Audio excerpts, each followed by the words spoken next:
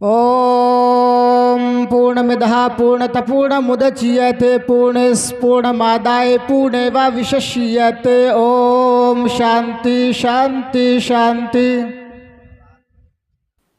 ओम मंगलम भगवान विष्णु मंगलम गरुड़ध्वजम मंगलम पुंडरीकाक्ष मंगलाय तनोहरि। ओम पुरुष देवता नमः स्वाहा। ओम बुद्ध देवता नमः स्वाहा। ओम सूर्य देवता नमः स्वाहा। यहाँ न पक्षपात कुछ न राखो, वेद पुराण सतमत भाको। संवत विक्रम दौ अनंगा, महाकोखुनस चतुर्पगंगा। राजनीति भव्य प्रीति दिखावे, आपन मत सबका समझावे। स्वरंचतु सुदर सच्चारी, तिनको वंश भैया तुबारी। तब तक सुंदर मद्दी कोया, बिना महामद पार न होया। तब से मानहु जंतु विकारी, समरथ नाथ देहे व्रतधारी। हर सुंदर निर्माण होई, तुलसी वचन सद सच होई। यो न पिता जनित यो विधाता, धामानिं वेदं भूनानि विश्वायो। देवानां नाम धायक व्यवं संपर्सनं भून यत्तत यद्दया। यथ कलो गत्पराय जनेषु गर्गर मृड धर्म तरणाय, सत्वेन भगवान उत्तरिष्यति। आस्वामासु मारुहा देवदत्ते जगतपति, आसना साधुद मनम सटेश्वर्य गुरम गीतः। मैं ज़्यादा वेदों के मंत्र नहीं खींचूंगा, वरना हाशिमपुर के लोग बोलेंगे कि मौलवी बुला कर लाया है या पंडित। सीबीआई इनकी जांच करा, हो सकता है पंडित निकलेंगे। रब्बि इश्रह ली सदरी वयस्सिर ली अमरी वहलुल उक़दतम मिन लिसानी यफ़क़हू क़ौली रब्बि ज़िदनी इल्मा। आमीन। स्टेज पर जलवा अफरोज निहायत ही मौक़र वो मुअज़्ज़ज़ उलमाए किराम, दूर दराज कुर्ब ज़वार से तशरीफ़ लाए हुए निहायत ही मुअक्कर सामीन हजरात,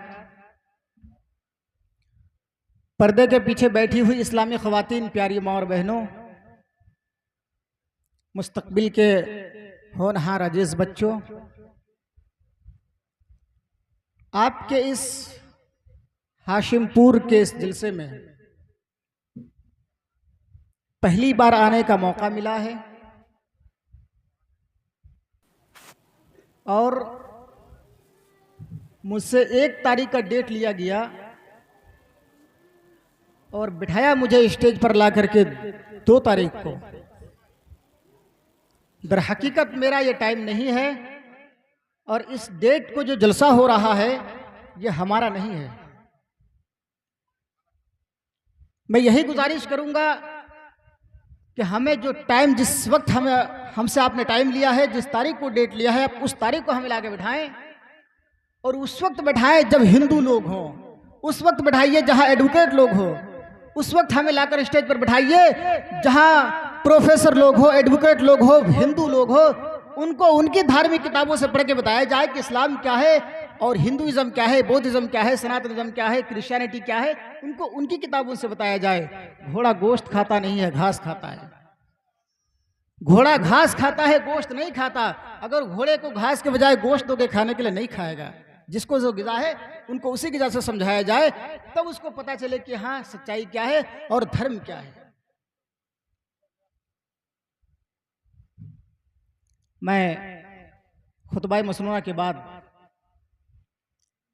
कुरान करीम की जो आयत मैंने तिलावत की है,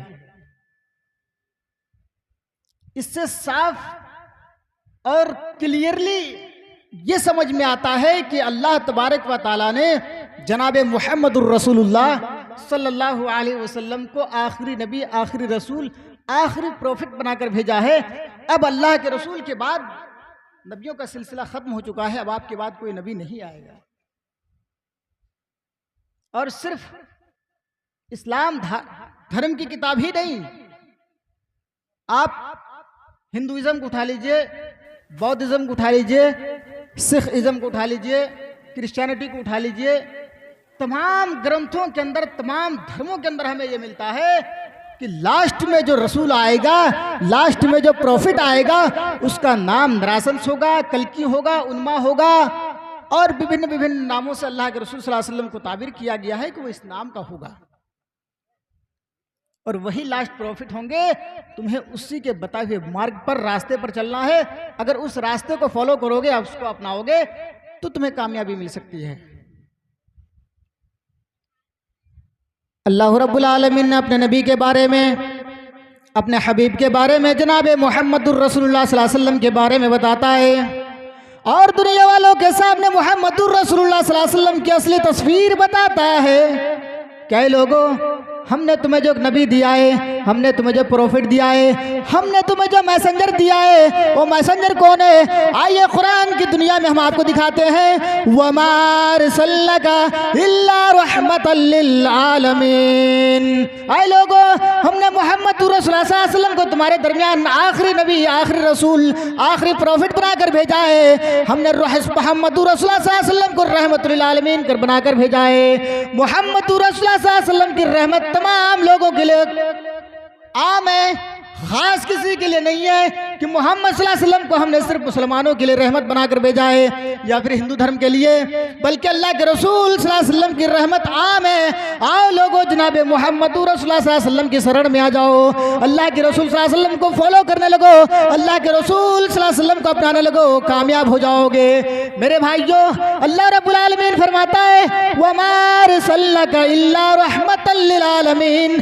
अल्लाह रब्बुल आलमीन ने जनाब मोहम्मद रसूलुल्लाह सल्लल्लाहु अलैहि वसल्लम को इंसानों के लिए रहमत बनाकर भेजा है। आपको जानवरों के लिए भी रहमत बनाकर भेजा गया, आपको चरिंदर परिंदों के लिए भी रहमत बनाकर भेजा गया है। आइए हम अल्लाह के रसूल सल्लल्लाहु अलैहि वसल्लम की रहमत को आपको दिखाएं कि आपकी रहमत इंसानों के लिए कैसा था, जानवरों के लिए कैसा था, यहाँ तक कि यहूदियों, ईसाइयों और मुशरिकों के लिए अल्लाह के रसूल सल्लल्लाहु अलैहि वसल्लम का रहमत कैसा था। आज के लोगों से में कोई सरोकार नहीं है, आज के जो धर्म के पंडित लोग हैं उनसे हमारा कोई सरोकार नहीं है कि वो आपको कैसा मैसेज दे रहा है, कैसा संदेश दे रहा है, बल्कि मैं आपको ये बताना चाहता हूँ कि अल्लाह के रसूल सल्लल्लाहु अलैहि वसल्लम की रहमत तमाम लोगों के लिए आम है। लोगों, आ जाओ जनाब मोहम्मद रसूलुल्लाह सल्लल्लाहु अलैहि वसल्लम की शरण में, आ जाओ अल्लाह के रसूल सल्लल्लाहु अलैहि वसल्लम की पैरवी करने लगो, कामयाब हो जाओगे।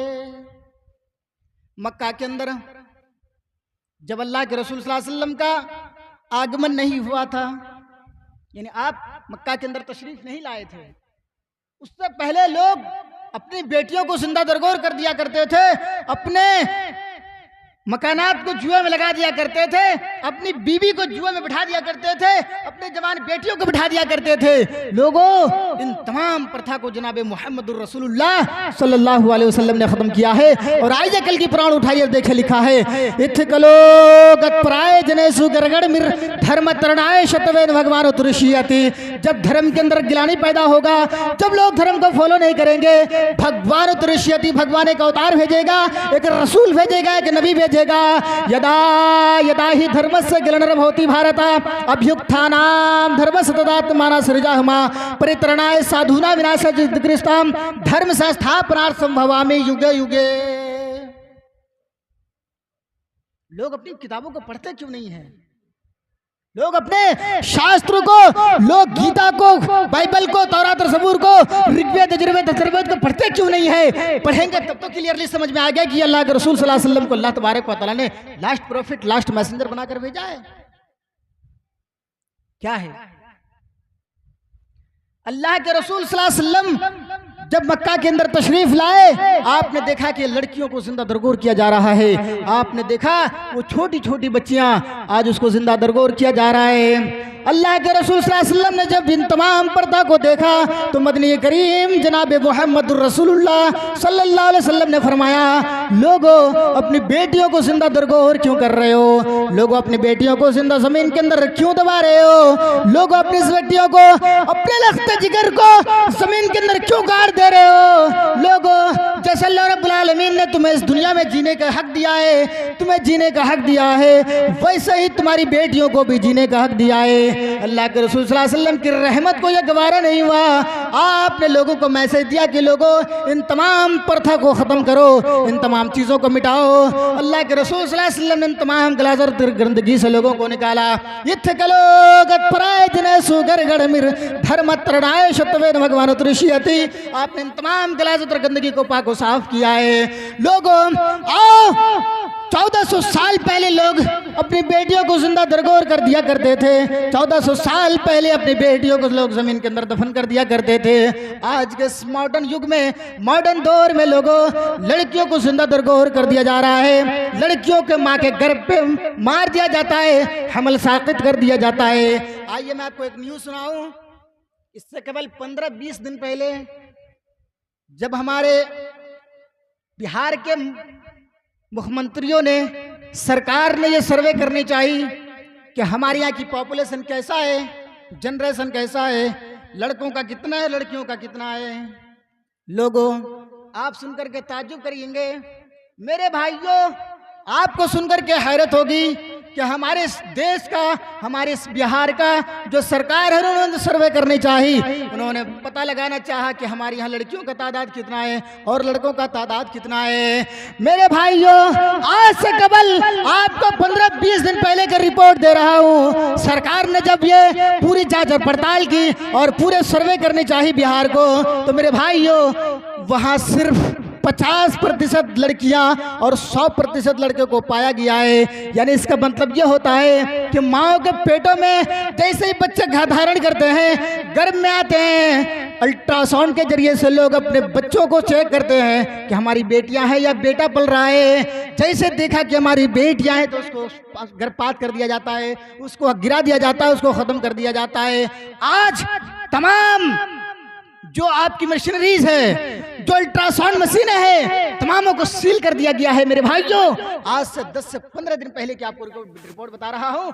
यह हमारे बिहार का हाल है। बिहार की लोगों, अल्लाह के रसूल सल्लल्लाहु अलैहि वसल्लम ने 1400 साल पहले जनाब मोहम्मद रसूलुल्लाह सल्लल्लाहु अलैहि वसल्लम ने तमाम चीजों को रोका है। साउंड बढ़ाइएगा भाई, आवाज खींच रही है। तो मेरे भाइयों, अल्लाह के रसूल सल्लल्लाहु अलैहि वसल्लम 1400 साल पहले बताया, फरमाया कि लोगों, तुम अपनी बेटियों को जिंदा दरगोर क्यों कर रहे हो, अपनी बेटियों को दफन क्यों करते हो। आज वही दौर हमारे पास चला आया है कि सिर्फ 50% लड़कियां और 100% लड़के। सरकार ने तमाम मशीनरीज को, तमाम अल्ट्रासाउंड मशीनों को सील कर दिया गया है। आज की मैं बात बता रहा हूँ। इससे 2 दिन पहले मेरी बहन की तबीयत खराब थी, मैंने हॉस्पिटल गया।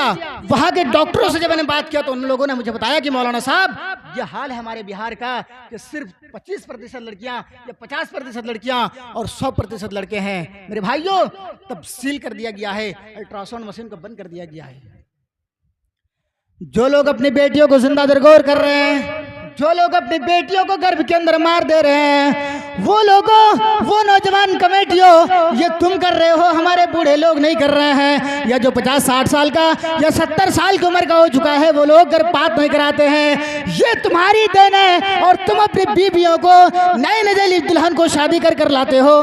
जहेज में गाड़ियां मिलती हैं, शादी कर लाते हो, और एक ही महीने में यहाँ तक के बहुत सारे हमने न्यूज़ सुने ऐसे हैं कि जिस दिन शादी करके लाए उसी दिन गर्भपात हो गया, उसी दिन गर्भ के अंदर बच्चे ठहर गए। ये तुम्हारे कारनामा है कि तुम अपनी बीवियों को फोर्स करते हो या तुम्हारी बीवी तुम्हें फोर्स करती है। वो लोगों, वो नौजवान कमेटियों जो अपने बच्चों को जिंदा दरगोर कर रहे हो, जो अपने बच्चों को माओ के पेटों में मार दे रहे हो, और अल्लाह के रसूल जनाब मोहम्मद रसूलुल्लाह सल्लल्लाहु अलैहि वसल्लम की हदीस सुन लो। यौमल क़ियामा व मुअल्लक़ुम बैन सबीहा व यक़ूल या रब्बी हादिही उम्मी क़दलतनी। वो छोटे छोटे बच्चे जिनको गर्भ के अंदर मार दिया जाता है, जिन्हें गर्भ के अंदर साकित कर दिया जाता है, जिसे दुनिया देखने के लिए नहीं दिया जाता है, वो बच्चियां या वो बच्चे कल क़यामत के दिन माओ के स्थान से लटका हुआ आएगा। लड़का हो तो आएगा, लड़की हो तो आएगी। यौमल क़ियामा व मुअल्लक़ुम बैन सबीहा व यक़ूल या रब्बी हादिही उम्मी क़दलतनी। वो छोटे छोटे बच्चे, वो छोटे छोटी बच्चियां अपने माँ के पिस्तान से लटकी हुई होगी और अल्लाह रब्बुल आलमीन से शिकायत कर रही होगी, या रब्बी हादिही उम्मी क़दलतनी। आय अल्लाह, ये मेरी माँ जिसने दुनिया में मुझे मार डाला था। आय अल्लाह, ये मेरी माँ जिसने दुनिया में मुझे गिरा दिया था। आय अल्लाह, ये मेरी माँ है जिसने दुनिया में मेरा ख्याल नहीं किया था, आज तो उसका ख्याल मत करना। मेरे भाइयों, कहीं नहीं बच पाओगे।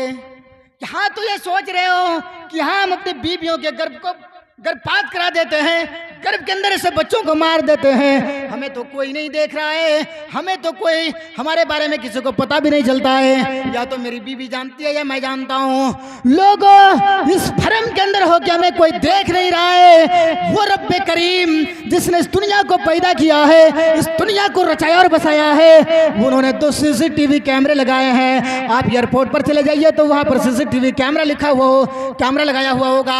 आप शॉपिंग मॉल पर चले जाइए तो वहां भी कैमरे लगे हुए होंगे और उसके नीचे लिखा हुआ होगा यू आर अंडर सर्विलांस। इसका मतलब यह होता है कि आप कैमरे की नजर में हैं। ये आज जो कैमरा रिकॉर्ड कर रही है, यह मौलाना रफीक की जो तकरीर रिकॉर्ड हो रही है, इसका यह मतलब बनता है कि मेरी बातें लोगों तक पहुंचे, मेरी मैसेजेस, मेरी संदेश लोगों तक पहुंचे। लोगों, इस मकसद से रिकॉर्ड कर रहे हो कि दीन की बातें लोगों तक पहुंचे, इसलिए आप हमें रिकॉर्ड कर रहे हो। अल्लाह रब्बुल आलमीन ने जब आपको पैदा किया है तो आपको भी 2 CCTV कैमरे दिए हैं। वो हाशिमपुर वालों, कटिहार वालों, मेरी बात को गौर से सुनना। आप ये सोच रहे हो कि हम नमाज नहीं पढ़ रहे हैं तो कोई देख तो नहीं रहा है। हमारे समाज के लोग देख रहे हैं। आपको या समाज के लोग तो देख रहे हैं। आपको कुछ बोल नहीं सकते हैं, आपको बैकाट भी नहीं कर सकते हैं कि आप हमारी मस्जिदों के अंदर क्यों नहीं आ रहे हैं, आप अल्लाह की इबादत करने के लिए क्यों नहीं आ रहे हैं। यहाँ तो कोई कहने वाला नहीं है और यहाँ तो वही लोग देखेंगे जो आपके समाज का हो। मैं सुपौल का रहने वाला हूँ, मुझे तो मालूम नहीं है कि मेरी तकरीरें सुनने वाले कितने % नमाजी है या कौन लोग नमाज पढ़ रहे हैं। हमें तो मालूम नहीं है। हमें तो ऐसा लगता है कि मुसलमान है, सारे लोग नमाजी हैं, सारे लोग नमाज पढ़ते हैं। इतना तो हमें मालूम है कि हम मुसलमान हैं, हम इस्लाम के फॉलोवर हैं, हम इस्लाम के मानने वाले हैं, तो नमाज तो जरूर पढ़ेगा। लेकिन हमें ये नहीं मालूम कि कितने % नमाजी है, कितने % नमाजी नहीं है। लेकिन आप मेरी डर से, मैं आपके डर से मस्जिद के अंदर चला गया। हफ्ते में जुमे का दिन जाकर के सबसे अगले सफ में बैठे हैं मौलाना रफीक तकरीरें कर रहे हैं। अगले सफ में बैठ करके हम मौलाना रफीक की तकरीरें सुन रहे हैं और जैसे ही मौलाना रफीक मस्जिद से नमाज पढ़ा के बाहर निकले, आप सेल्फी ले रहे हैं, फोटो ले रहे हैं और ये अपने ग्रुप में, अपने फेसबुक स्टेटस पे डाल रहे हैं कि हमने मौलाना रफीक के तकरीर को सुना और वहां जाकर के हमने उससे सेल्फी ली है। मेरे भाइयों, यहाँ तो कोई देखने वाला नहीं है। हम तो ये सोचेंगे कि हो सकता है नमाजी है, नमाज पढ़ने के लिए आता है और आज अगली सब में बैठा है, लेकिन नहीं। जब आप इस दुनिया से रुखसत करोगे, इस दुनिया से कूच करोगे, जब अल्लाह रब्बुल आलमीन की आप चुंगल में आ जाएंगे, जब अल्लाह की पकड़ में आ जाएंगे, अल्लाह रब्बुल आलमीन 2 CCTV कैमरे जो आपके ऊपर निस्ब किया था, जो 2 CCTV कैमरे लगाए हैं, किरामन कातिबीन यालमून मा तफअलून। वो हाशिमपुर वालों, कटिहार वालों, मेरे मुसलमान भाइयों, सुन लो कि अल्लाह रब्बुल आलमीन ने 2 CCTV कैमरे लगाए हैं और 2 CCTV कैमरे आपको रिकॉर्ड कर रहे हैं, आपके तमाम हरकतों को रिकॉर्ड कर रहे हैं। कल क़यामत के दिन अल्लाह रब्बुल आलमीन कहेगा, लाओ मेरे बंदे के नाम अमाल मेरे सामने रखो, मेरे बंदे का रजिस्टर मेरे सामने रखो। जैसे ही आपका रजिस्टर खोला जाएगा तो वहां पर 0/0 0/0 होगा, यानी नेकी के मामले में आपकी डायरी बिल्कुल खाली नजर आएगी और गाने बजाने, गुनाह का काम, चोरी करना, डकैती करना, ज़िना करना, इन तमाम चीजों से आपका रजिस्टर भरा हुआ होगा। जैसे अल्लाह देखेगा तो पकड़ लगा अल्लाह नहीं। यही CCTV कैमरे हैं। आज मैं यहाँ बोल रहा हूँ, 50 साल के बाद भी अगर आप सर्च करना चाहें मौलाना रफीक चतुर्वेदी की तकरीर तो मेरी तकरीरें आ जाएंगी। 100 साल के बाद भी अगर आप सर्च करना चाहें तो 100 साल के बाद भी आपको मिलेगा। यानी इस दुनिया की इंटरनेट या सोशल मीडिया उस वक्त तक कायम है जब तक ये दुनिया वजूद में है, जब तक दुनिया है। ये दुनिया खत्म, इन तमाम इलेक्ट्रॉनिक चीजें, तमाम चीजें खत्म हो जाएंगी। जहाँ आप नहीं रहेंगे तो इलेक्ट्रॉनिक चीजों को चलाने वाला कौन होगा मेरे भाइयों। लेकिन अल्लाह रब्बुल आलमीन का लगाया हुआ CCTV कैमरा, इसका कभी पावर कट नहीं हो सकता है। अभी जो कैमरे हमें रिकॉर्ड कर रहे हैं, अभी बिजली कट हो जाएगी, इनका पावर कट बिल्कुल ऑफ। ये हमें एक वर्ड भी रिकॉर्ड नहीं कर सकती है, एक वर्ड भी हमारे रिकॉर्ड नहीं कर सकता है। लेकिन अल्लाह का CCTV कैमरे का कभी वायर कट नहीं होता है, कभी फाइल करप्ट नहीं होता है, बिजली कभी करती नहीं है। वो अल्लाह रब्बुल आलमीन का लगाया हुआ CCTV कैमरा जो हमारे दोनों कंधे पर है, किरामन कातिबीन यालमून मा तफअलून, वो आपके तमाम रिकॉर्ड को, तमाम हरकतों को रिकॉर्ड कर रहे हैं। कल क़यामत के दिन अल्लाह रब्बुल आलमीन के सामने आपको पेश कर देगा। मेरे भाइयों, अल्लाह के रसूल जनाब मोहम्मद रसूलुल्लाह सल्लल्लाहु अलैहि वसल्लम ने इन तमाम चीज़ों को मिटाया है। इन तमाम गलासुतर गंदगी से हमें पाको साफ किया है। इत्थकलो गत्पराय जनेसु गरगड़ मिर धर्म तरनाय शतवे नवारत ऋषियति, धर्म को नाफिज किया है, इस्लाम को नाफिज किया है। और इस्लाम को नाफिज करने के बाद बताया है लोगों ये अल्लाह की गवाही देने के बाद दूसरी चीज मुसलमानों पर आयद होती है तो वो है नमाज। दूसरी चीज है नमाज, तीसरी चीज है ज़कात, चौथी चीज है रमजान और पांचवी चीज है हज करना होगा। यानी इस्लाम के कंप्लीट चीजों में से 5 चीजें हैं। इनका तो आपसे हिसाब किताब लिया ही जाएगा, लेकिन तमाम चीजें यानी दुनिया में आपने जो भी चीजें किया है इन तमाम चीजों को आपको हिसाब देना पड़ेगा। वो उम्मे जमीला जिन्होंने अपनी बेटी को जमीन के अंदर दफन कर दिया था, जिन्होंने अपने उस खूबसूरत बेटी को जिसका नाम जमीला था, कुफ्फार मुशरिकीन अल्लाह के रसूल सल्लल्लाहु अलैहि वसल्लम के आने से पहले वो लड़कियों को बोझ समझा करते थे। जब किसी के घर में बेटी पैदा होती थी, लड़की पैदा होती थी, तो उनका चेहरा स्लोट पड़ जाया करता था। वो चेहरे छुपा लिया करते थे, मुंह छुपाता फिरता था कि हाय मेरे घर मनहूस पैदा हो गई है, अब लोगों को हमें दामाद बनाना पड़ेगा, और वो हमें ससुर कहेंगे। लोगों इस डर से वो अपनी बेटियों को जिंदा दरगोर कर दिया करते थे, अपनी बेटियों को खत्म कर दिया करते थे। मेरे भाइयों, एक उम्मे जमीला नाम की लड़की पैदा हुई 1.5 साल की उम्र में। उसका बाप ने कहा कि मेरी बीवी, आए मेरी प्यारी बीवी, मेरी बेटी को नहला दो, धुला दो, अच्छे कपड़े पहना दो, नई कपड़े को इसे धारण करा दो, पहना दो। मैं इसे इसके दादा क्या घुमाने लेकर जाऊंगा, इनकी दादी क्या घुमाने लेकर जाऊंगा, मैं इसके नाना नानी क्या घुमाने लेकर जाऊंगा। मेरे भाइयों, वो बीबी तो सोच रही है कि तू तुरे इनके दादा किया या इनके नाना क्या तू घुमाने तो नहीं लेकर जाएगा, तू तो झूठ बोल रहा है, तू तो इस बच्चे को दफन करेगा, लेकिन कह नहीं पा रही है इसलिए कि शोहर का परमिशन है, शोहर का हुक्म है, उसे तो फॉलो करना पड़ेगा। मेरे भाइयों, माँ अपनी बेटी को नहला देती है, धुला देती है, अच्छे कपड़े धारण करा देती है, अच्छे अच्छे कपड़े पहना देती है, और बाप उस मनहूस बाप बेटी को लेकर के चलता है।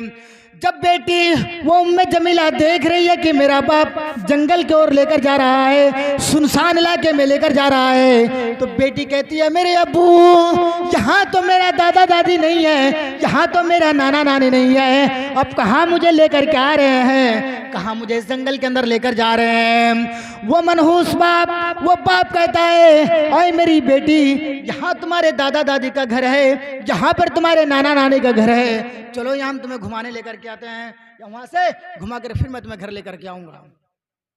वो मनहूस बाप बेटी को लेकर पहुंचता है एक जंगल पे। वो घनी सी आबादी, वो घनी सी जंगल में पहुंचता है। पहले से वो गड्ढा मार के आता है, बहुत बड़ा सा गड्ढा खोद करके आता है, और इस गड्ढे के पास पहुंचने के बाद बेटी से कहता है कि मेरी बेटी इस गड्ढे के अंदर झांको, यहाँ तुम्हारे नाना नानी है, यहाँ तुम्हारे दादा दादी नजर आएंगे। वो बेटी कह रही है ओए मेरे अब्बू, ये तो गड्ढा है, इसके अंदर मेरे दादा दादी मेरे नाना नानी कहाँ से नजर आएंगे, ये तो गड्ढे के पास आपने मुझे लाया है। वो मनहूस बाप कहता है नहीं, यहीं झांको, यहाँ पर झांको, यहाँ पर तुम्हारे सारे लोग नजर आएंगे। वो बाप धक्का दे करके उस उम्मे जमीला को, जमीला नाम की लड़की को धकेल देता है। वो जमीला नाम की लड़की गड्ढे के अंदर गिर जाती है, और फिर उसके बाप मट्टी उसके ऊपर डालना शुरू कर देता है। वो बेटी चीख रही है, चिल्ला रही है आए मेरे अब्बू, आप इस गड्ढे से मुझे निकालो, मुझे मिट्टी के अंदर क्यों दफन कर रहे हो।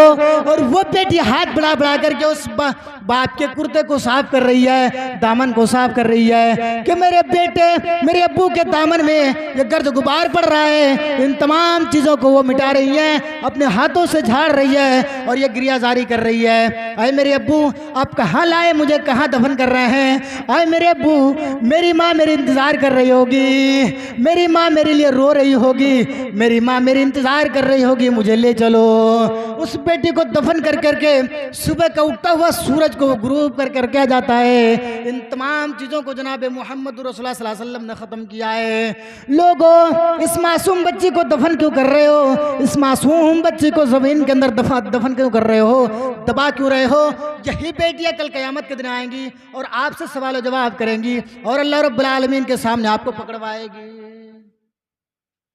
कोई छूट नहीं पाएगा, कोई अल्लाह के चुंगल से बच ही नहीं सकता है।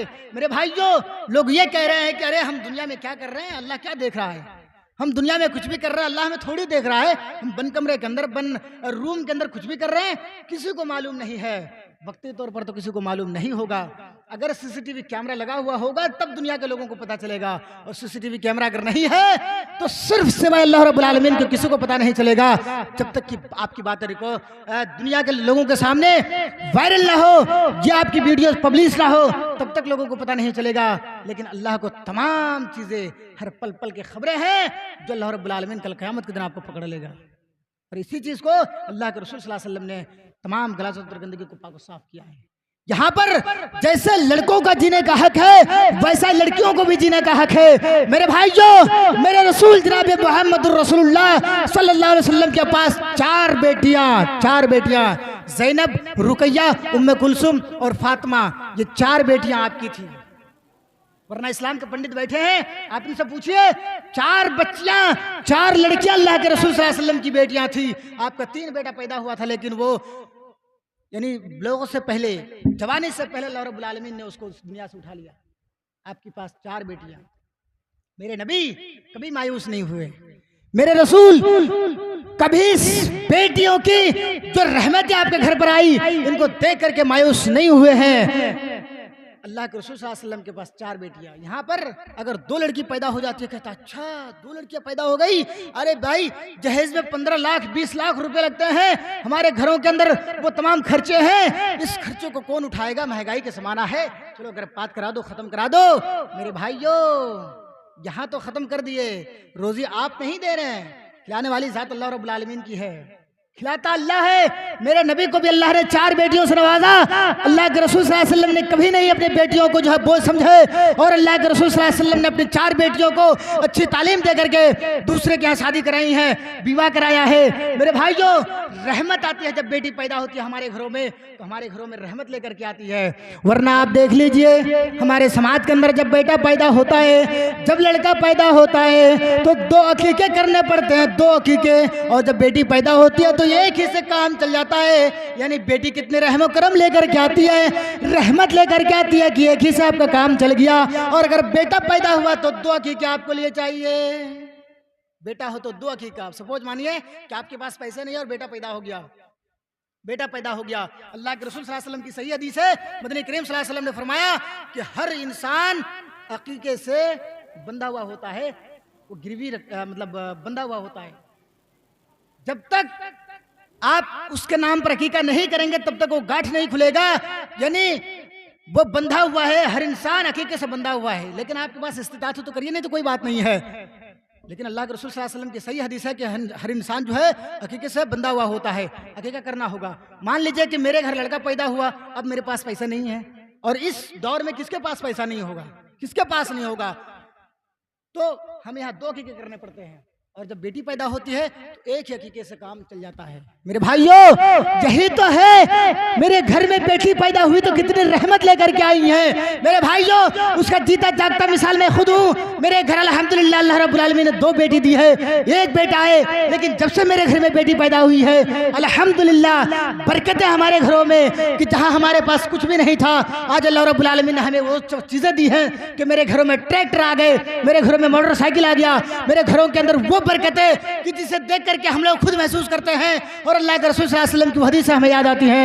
नबी करीम सल्लल्लाहु अलैहि वसल्लम ने फरमाया, जिस घर में बेटी पैदा होती है, लड़की पैदा होती है, उस घर में रहती बेटियां, वो लड़कियां रहमत लेकर के आती है। अल्लाह ने मुझे 2 बेटियों से नवाजा है, वो 2 बेटियां अभी छोटी छोटी है, बच्ची है, फिर भी मुझे बुलाते हैं, अब्बू जान कहाँ है, फोन पर बातें होती है, अब्बू जान आप कहाँ है, अब्बू जान कहाँ है। और मेरे भाइयों के बच्चे हैं, वो बाप को सीधे बाप बुलाता है, या हमारे माशरे का समाज का बच्चा है, वो अपने बाप को बाप कहकर बुलाता है। लेकिन मेरे घरों के अंदर वो छोटे बच्चे जिसका उम्र सिर्फ 2 साल 2.5 साल का हुआ है, वो हमें बुलाता है, अब्बू जान कहाँ पर है, कहाँ पहुँचे हैं, प्रोग्राम के लिए कहाँ तक पहुँचे, कहाँ आप हैं, प्रोग्राम पहुँचे या नहीं पहुँचे। अभी जब मैं कटिहार पहुँचा तो मेरे बेटे का कॉल आया, मेरे बेटे का सिर्फ 2 साल का है, 2 से मान लीजिए कि 2 साल 1-2 महीने ज्यादा होगा, ये 2.5 साल मान लीजिए, 2.5 साल का बच्चा है, वो मुझे कॉल करके कह रहा है कि अब्बू जान आप कहाँ हैं? कहाँ हैं? मैंने कहा कि प्रोग्राम जा रहा हूँ। कहा कि कहाँ पहुंचे? मैंने कहा कटिहार। कहा कि सही सलामत पहुंच गए ना? मैंने कहा अल्हम्दुलिल्लाह सही सलामत पहुंच चुका हूं, लेकिन अभी प्रोग्राम तक नहीं पहुंचा हूं। 2.5 साल के बच्चे, आप उनसे पूछिए तो नाम बताएंगे। उनका नाम मैंने मुआज रखा है, लेकिन जब वो नाम बताएगा तो कहेगा कि मैं चतुर्वेदी हूँ। यानी उसको किसी ने नहीं सिखाएगा तुम अपने नाम चतुर्वेदी लगाओ या चतुर्वेदी कहो, लेकिन वो देखता है, वो मेरी तकरीरें सुनता है। उनको अल्लाह रब्बुल आलमीन ने अपनी उनकी जहन के अंदर, मेमोरी के अंदर क्या डाला है, उनको आप नाम पूछिए तो वो नाम कहेगा कि मेरा नाम चतुर्वेदी है। मेरे भाई जो, मेरे समाज के लोग, मेरे गांव के लोग, मेरे माशरे के लोग ताज्जुब करते हैं कि चतुर्वेदी किसे कहता है? एक मुश्किल वर्ड है चतुर्वेदी। चतुर्वेदी का मतलब ये होता है कि चारों वेदों का जानकार। और माज नाम सिर्फ 4 अल्फाज मिलते हैं, मीम आयन अलिफ जाल, माज।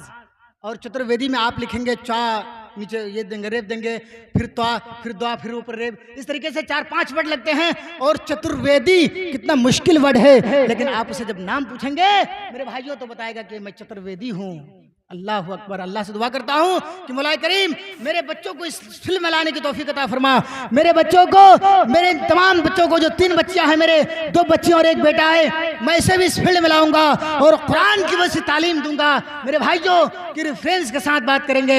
अल्लाह तबारक व तआला ने जनाब मोहम्मद रसूलुल्लाह सल्लल्लाहु अलैहि वसल्लम को रहमतुल आलमीन बनाकर भेजा, और आपके घर में 4 बेटियां, लेकिन आपने बोझ नहीं समझा।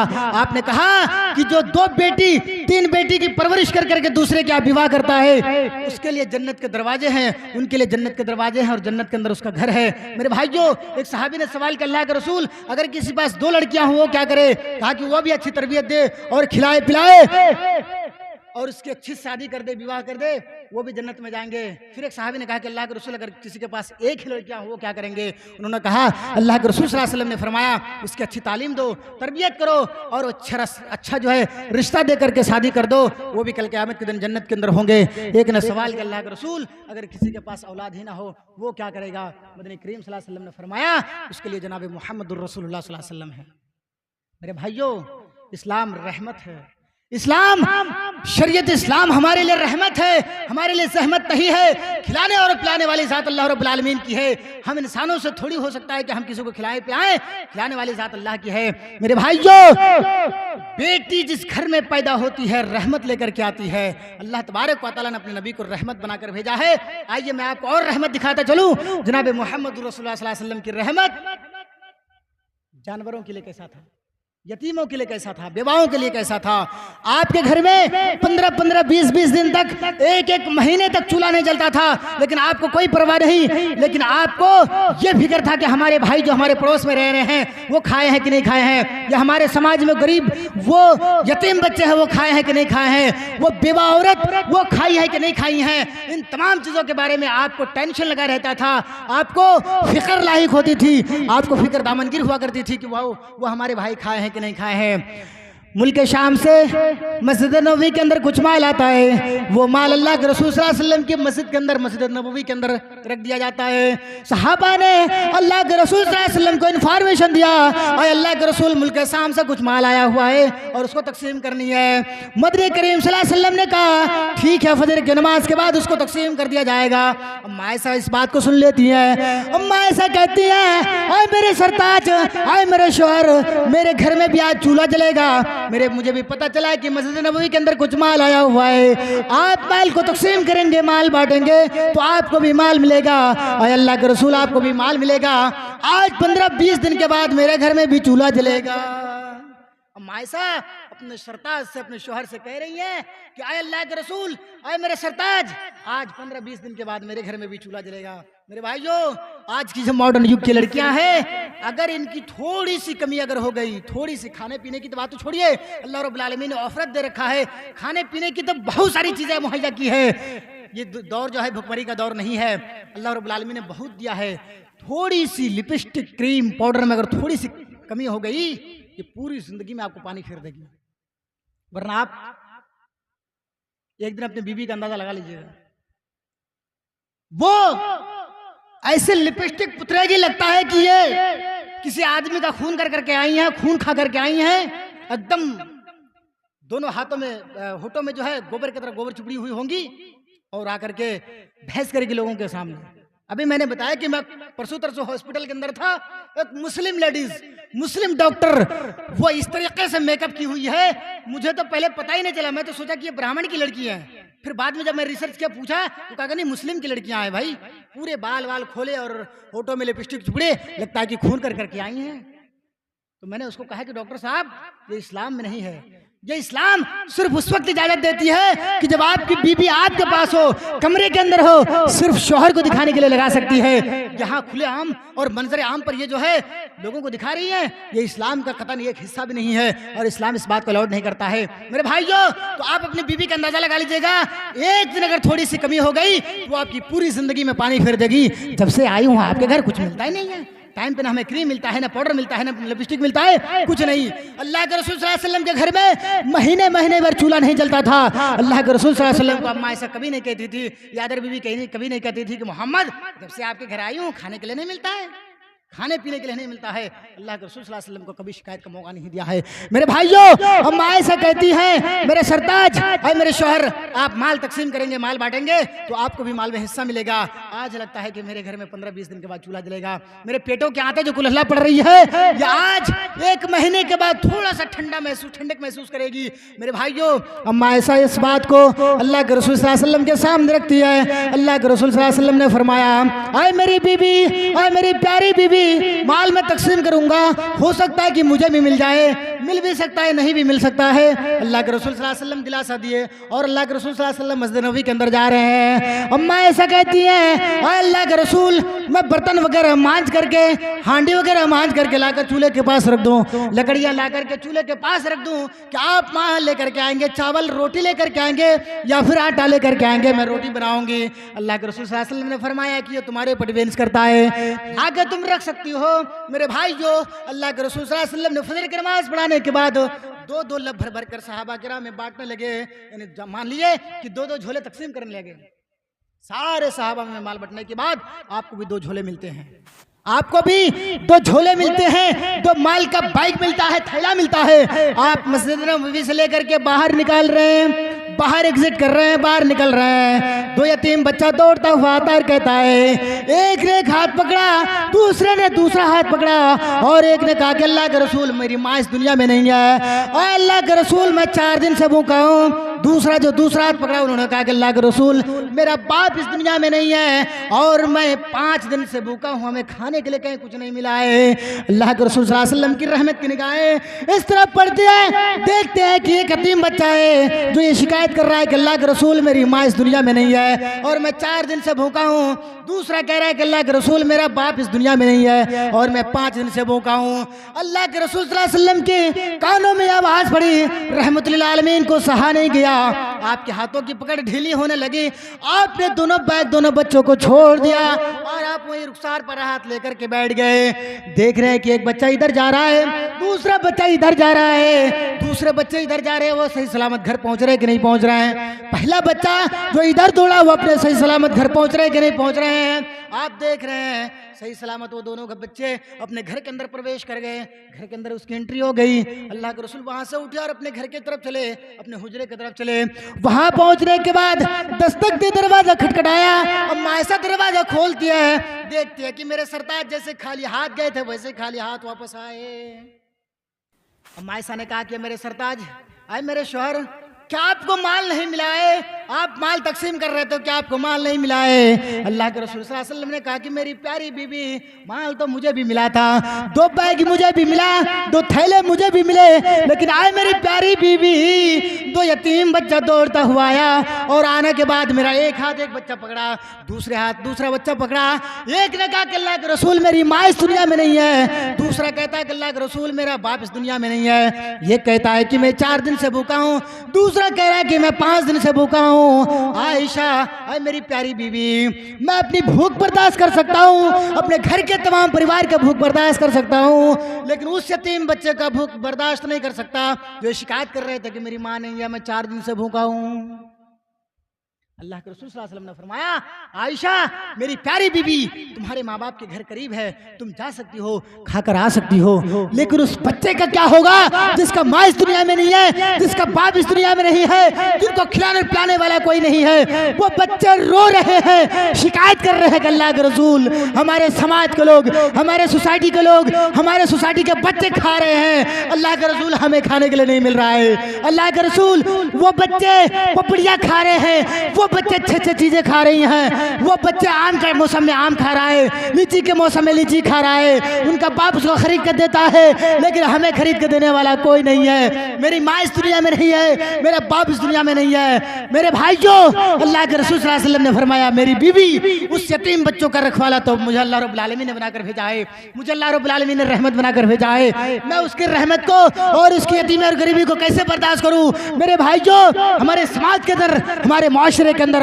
हमारे सोसाइटी के अंदर भी बहुत सारे बच्चे हैं जो यतीम है, जिसका माँ इस दुनिया में नहीं है, जिसका बाप इस दुनिया में नहीं है, एक पहनने के लिए कुर्ता नहीं है, एक पहनने के लिए शर्ट नहीं है। ठंडी के मौसम में जनवरी और फरवरी के मौके से वो बच्चे टुट कर जिंदगी गुजार रहे हैं, उनको अच्छे कपड़े नहीं मिल रहे हैं, उनको जैकेट नहीं मिल रहा है, एक शाल नहीं मिल रहा है। कौम के सरदारों, कौम के नौजवानों, कौम के वो सरगनाओं, कल अल्लाह रब्बुल आलमीन के पास तुम्हारे जवाब देना पड़ेगा। कल अल्लाह रब्बुल आलमीन के सामने वो बच्चे, वो यतीम बच्चे तुम्हारे गर्दन पकड़ेंगे, तुम्हारे दामन पकड़कर अल्लाह के पास घसीट कर लाकर जाएंगे और कहेंगे कि हमारे कौम का सरगना था, या हमारे कौम का और समाज का, माशरे का ये अमीर था जिसके पास दौलतें थी। अल्लाह, इन्होंने अपने बच्चों की परवरिश तो की है, अपने बच्चों को ठंडी के मौसम में जनवरी और फरवरी के मौके से इन्होंने अपने बच्चों को अच्छे से अच्छे जैकेट खरीद के दिए हैं, लेकिन अल्लाह, मैं जनवरी और फरवरी के मौके से, दिसंबर और जनवरी के मौके से हमें कहीं कुछ नहीं मिल रहा था।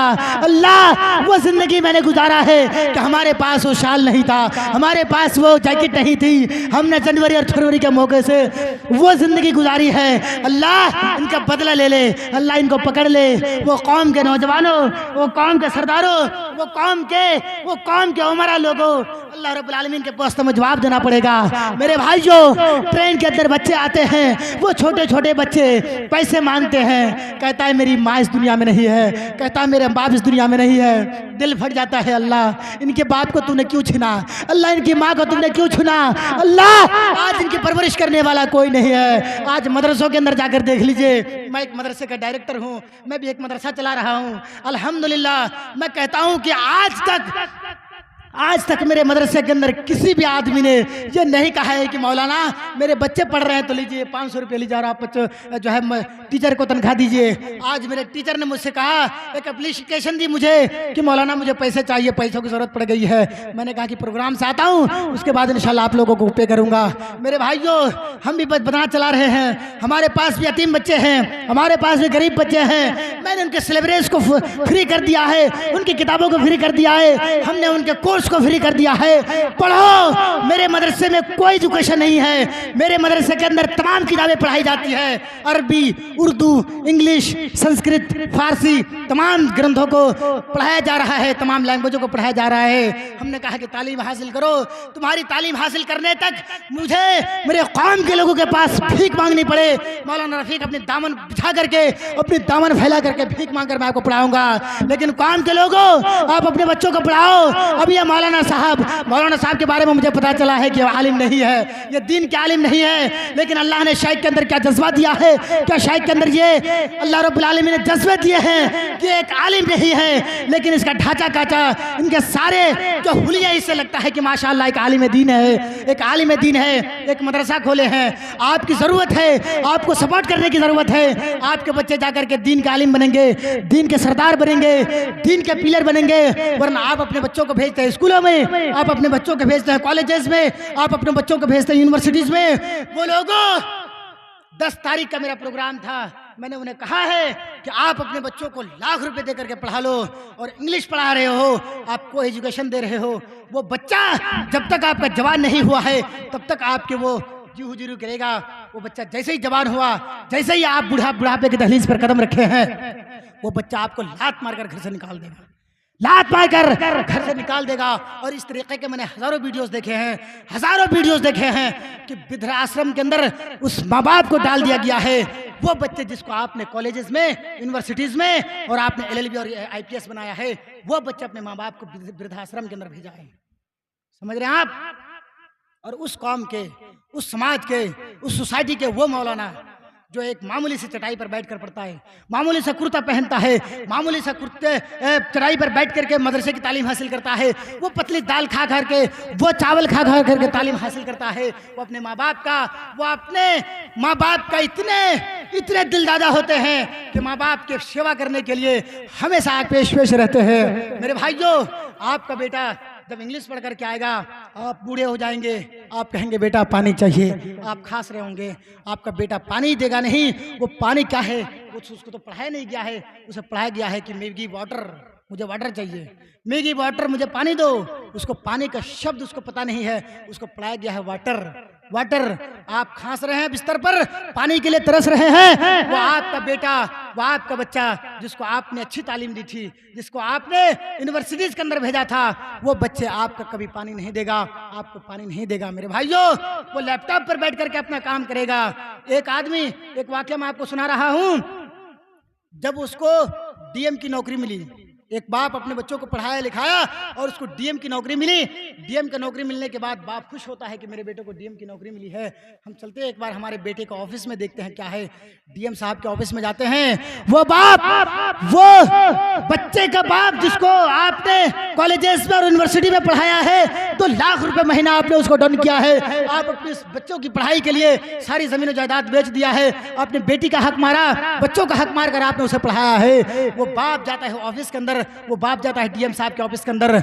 जैसे DM साहब के ऑफिस के अंदर आपका बाप जाता है, वो बूढ़ा बाप जाता है, चल नहीं पा रहे हैं, बैसाखी लेकर के चल रहे हैं। जैसे ही दरवाजे पर पहुंचा, वहां कहता है कि ये मेरा बेटा का ऑफिस है, ये मेरा बेटा जो DM है उनका ऑफिस है। वो उसका PA जाता है, कहता है DM साहब, एक बूढ़ा आदमी आया है और वो कह रहा है कि ये मेरा बाप बेटा है। DM साहब कहता है कि उसका हुलिया कैसा है। DM साहब अपने बाप को अपने चैम्बर से नीचे उतर करके देखने तक नहीं आया कि मेरा बाप है या कोई दूसरा है, अदर आदमी या कोई सी शिकायत लेकर के आया है।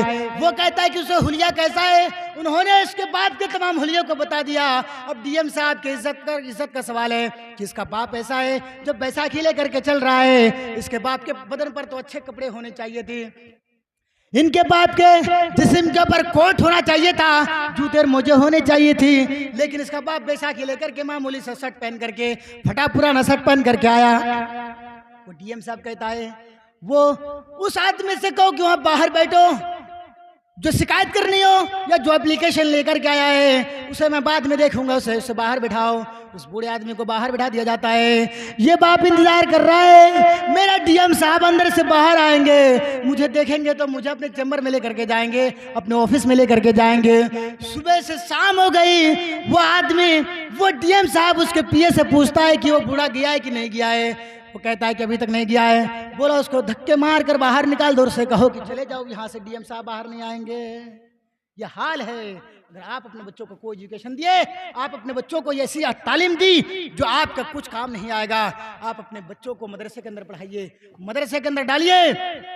मदरसे के अंदर से जो शिक्षाएं मिलेंगी आपको, जो तालीम मिलेगा, दुनिया की कोई यूनिवर्सिटीज नहीं दे सकती है। मेरे भाइयों, मैं चैलेंज करता हूं, आपके बच्चे अगर स्कूल में पढ़ रहे हैं, वो कमा अच्छा रहे हैं, 2 लाख 2.5 लाख 4 लाख रुपए महीना मंथली कमा लेते हैं। एक मामूली सा मौलवी जो मदरसे में रख करके 5,000 6,000 महीना कमाता है, अल्हम्दुलिल्लाह उससे अच्छा खाता है, उससे अच्छा पहनता है, उससे अच्छी उसकी ज़िंदगी है, उसकी ज़िंदगी में बरकत है। वो जानता है कि मेरे माँ बाप का हुकूक क्या है, वो जानता है कि हमारे समाज के लोगों का हुकूक क्या है। वो जब रास्ते चलेंगे तो देखेंगे 2-4 बूढ़े लोग, बुजुर्ग लोग बैठे हुए हैं और वो साइकिल से मोटरसाइकिल से जा रहे हैं, तो कम से कम आपको सलाम कर करके जाएगा, अस्सलाम वालेकुम व रहमतुल्लाहि व बरकातुहू कह करके जाएगा। लेकिन वो बेटा जिसे 1.5 लाख और 2 लाख रुपए महीना देकर के आपने पढ़ाया है, वो अगर कहेगा भी तो कहेगा गुड मॉर्निंग, थोड़ा सा फिर जो सूरज थोड़ा सा ऊपर आएगा तो बोलेगा गुड आफ्टरनून।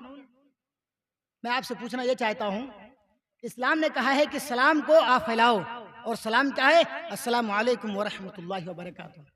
इतना तो लोग नहीं कहते हैं अस्सलाम वालेकुम, बस मार दिए गोली अस्सलाम वालेकुम। हालांकि ये बोलनी चाहिए अस्सलाम वालेकुम व रहमतुल्लाहि व बरकातुहू, इस हिसाब का सलाम करनी चाहिए। मैं आपसे ये पूछना चाहता हूं कि हमारी ये सलाम जो है अभी से लेकर के आप सुबह तक, सुबह से लेकर फिर शाम तक, फिर सुबह तक, यानी जब तक आप जिंदा रहेंगे तो वही कहेंगे अस्सलाम वालेकुम व रहमतुल्लाहि व बरकातहू। आप पर अल्लाह की सलामती हो और अल्लाह तबारक व तआला की रहमत हो, आप पर बरकतें हो। लेकिन आप जब सुबह होता है तो कहते हैं गुड इवनिंग, गुड मॉर्निंग, जब दोपहर होता है तो कहते हैं गुड आफ्टरनून। इस बीच का जो दायरा है आप उसे क्या कहोगे? क्या कहोगे? Good medium. यहां से जैसे सुबह सूरज निकला और मान लीजिए दोपहर और सुबह के बीच में जितना डिस्टेंस है उसके बीच में आकर के सूरज आया और किसी आदमी से किसी आदमी की मुलाकात हुई तो वो क्या कहेगा? Good morning. गुड मॉर्निंग तो चलेगा नहीं, क्योंकि वो मॉर्निंग तक के लिए है। फिर आप जब गुड इवनिंग या गुड आफ्टरनून कहेंगे तो वो दोपहर के लिए है। तो इस बीच का जो दायरा है वहां आप क्या कहेंगे? Good medium. क्या कहेंगे आप? इस्लाम ने जो चीज़ें हमें बताई हैं वो ये है कि अस्सलामु अलैकुम व रहमतुल्लाहि व बरकातुहू। आप दूसरों को सलाम दीजिए, हर सलाम पर नेकी है। अस्सलामु अलैकुम आप पर सलामती हो 10 नेकी, अस्सलामु अलैकुम व रहमतुल्लाह 20 नेकी, अस्सलामु अलैकुम व रहमतुल्लाहि व बरकातुहू 30 नेकी। बैठे बैठे इंसान को 30 नेकी मिल रहा है। मेरे भाइयों, आपसे हमारी गुजारिश है, आपसे हमारी अपील है कि और आपसे हमारी मुअद्दबाना गुजारिश है कि आप अपने बच्चों को मदरसे के अंदर भेजिए, आप अपने बच्चों को मदरसे के अंदर तालीम दीजिए। मेरे भाइयों, आप भी सो रहे हैं, मुझे भी नींद आ रही है और लगातार मैं घर से सुबह 8 बजे निकला और 8 बजे निकलने के बाद प्रोग्राम पहुंचा 9 बजे। आप मान लीजिए कि इतने डिस्टेंस में मैं इतने दूर का सफ़र करके आया हूं, फिर भी मुझे अल्हम्दुलिल्लाह बोलने में कोई ये नहीं है। आप बैठे रहे तो मैं आपको सुबह तक सुना सकता हूं, लेकिन आपको भी नींद आ रही है और हमें भी कल का फिर सफ़र करना है। फिर कल का मेरा जुमा का खुतबा भी है, फिर वहाँ पहुँचूंगा। मेरे भाइयों, हम आपसे यही दुआ करते हैं और आपसे यही अपील करते हैं, अल्लाह रब्बुल आलमीन से दुआ करते हैं कि अल्लाह शेख की मेहनत को कबूल अता फरमा। अल्लाह शेख ने जो कदम उठाया है, अल्लाह तू इसे और मजीद तरक्की दे, दिन दूनी रात चौगुनी तरक्की अता फरमा। और आपसे मेरी गुजारिश है कि आप शेख की सपोर्ट करिए, शेख का जहां तक सपोर्ट हो सके आप सपोर्ट करिए, दीनी काम को आगे बढ़ाइए, दीनी काम को आप जोर शोर के साथ आगे बढ़ाइए। यहाँ तो हम उल्टा मामला देख रहे हैं कि अगर यहाँ दीनी कोई महफिल हो रही है, दीनी मजालिस लगी हुई है, यहाँ कुरान हदीस की तकरीरें हो रही हैं, लोग यहाँ नहीं सुनेंगे। और कहीं अगर फिल्म चल रहा है, कहीं आप एक होटल में देख लीजिए, चाय के होटल में अगर एक टीवी VCR लगा हुआ होगा, वहाँ पर हज़ारों आदमी होंगे। मस्जिदों के अंदर अजान हो रही होगी, अस्सलातु खैरुम मिनन नौम, वहाँ एक आदमी नहीं होगा। ये हमारे कौम का, हमारे समाज का ये हाल है। मेरे भाइयों, फिर अल्लाह तबारक व तआला ने कभी ज़िंदगी रखा और फिर आपने हमें कभी बुलाया है, तो आप मुझे उस वक्त टाइम दीजिए तो मैं आपको अपनी माफ़ी ज़मीर रख सकूं, अपनी माफ़ी ज़मीर बता सकूं। मैं तो यहाँ थोड़ा सा वेदों का मंत्र पढ़ा है, थोड़ा सा वेदों का मैंने श्लोक किया है। आप और शेख ने हमें पहले ही बाउंड कर दिया है कि यहाँ चारों तरफ हिंदू है और थोड़ा थोड़ा सा मंत्र पढ़ना है। मंत्र से हिंदू धर्म की जितनी भी किताबें हैं, मैं चैलेंज करता हूँ आपको, कोई भी धार्मिक किताबें उठाकर लेके आ जाइए मेरे सामने, मैं तमाम धार्मिक किताबों को कोट करता हूँ। फॉर एग्जाम्पल ऋग्वेद, यजुर्वेद, अथर्ववेद, सामवेद, भगवत पुराण, कल्की पुराण, भविष्य पुराण, रामायण, महाभारत, श्री रामचरितमानस, अल्लोह परिषद, 18वां पुराण, शिव पुराण, गणेश पुराण, विष्णु पुराण, एक नहीं बल्कि 1000 किताबें हैं। तमाम किताबों को अल्हम्दुलिल्लाह मैं कोट करता हूँ और अल्हम्दुलिल्लाह मैं ज़ेर तालीम हूँ। अभी भी मैं पढ़ाई कर रहा हूँ, संस्कृत से मैं आचार्य कर रहा हूँ। और आपसे मैं गुजारिश करता हूं कि आप मेरे लिए दुआ करें कि अल्लाह जो भी मैं दीनी काम कर रहा हूं, जैसे मैं एक मदारिस एक इदारा चला रहा हूं, दीनी काम कर रहा हूं और प्लस से पढ़ाई भी कर रहा हूं, वहां हमारे बहुत खर्चे हैं। जिस पंडित जी के पास मैं पढ़ता हूं, पंडित जी को 4000 रुपये महीना देना पड़ता है। मैं अकेले बैठ कर पढ़ता हूं और 15 किलोमीटर दूर तक जाता हूं, फिर 15 किलोमीटर बाइक आता हूं, पल्सर से जाता हूं, दूसरे हमारे पास कोई गाड़ी नहीं है। यानी महीने का 8000 रुपये मंथ मेरा खर्च है। और जो मेरे 3 टीचर पढ़ा रहे हैं उनको कम से कम 16000 रुपये महीना उसे देना पड़ता है। फिर हमारे माँ बाप है, हमारे परिवार हैं, इन तमाम चीज़ों को देखना पड़ता है। फिर भी अल्लाह रब्बुल आलमीन हमें डील करा रहा है और वो अल्लाह रब्बुल आलमीन का कृपा है, अल्लाह तबारक व तआला की रहमत है। अल्लाह तबारक व तआला से दुआ करता हूँ कि मौला करीम, ये तहज्जुद का वक्त है, ये तहज्जुद की नमाज का वक्त है। अल्लाह मैं तुझसे दुआ करता हूँ कि अल्लाह रब्बुल आलमीन, अल्लाह जो दीनी काम मैं कर रहा हूँ, जो हमारे जज्बे, अल्लाह रब्बुल आलमीन इस जज्बे को और मजीद आगे बढ़ाने की तौफीक अता फरमा। अल्लाह जो मैं तालीम हासिल कर रहा हूँ, इसे हमें ज़्यादा से ज़्यादा और ग्रहण करने की तौफीक अता फरमा। अल्लाह जो हमारे मुस्लिम भाई हैं, जो हमारे बच्चे इदारे के अंदर पढ़ रहे हैं, उन तमाम चीज़ों, उस बच्चों को दिन इल्म से आरास्ता और पैरास्ता कर। और जो भी हमारे मदारिस, अल्लाह रब्बुल आलमीन दिन दूनी रात चौगुनी तरक्की अता फरमा। अल्लाह जब तक हम लोगों को जिंदा रखना, इस्लाम, ईमान और तेरे हबीब जनाब मोहम्मद रसूलुल्लाह सल्लल्लाहु अलैहि वसल्लम के ऊपर कायम और दायम फरमा। जब हमारा खात्मा हो तो ईमान बिल खैर हो। आमीन। व आखिर दावाना अनिल हम्दुलिल्लाहि रब्बिल आलमीन। अस्सलामु अलैकुम व रहमतुल्लाहि वबरकातुहू।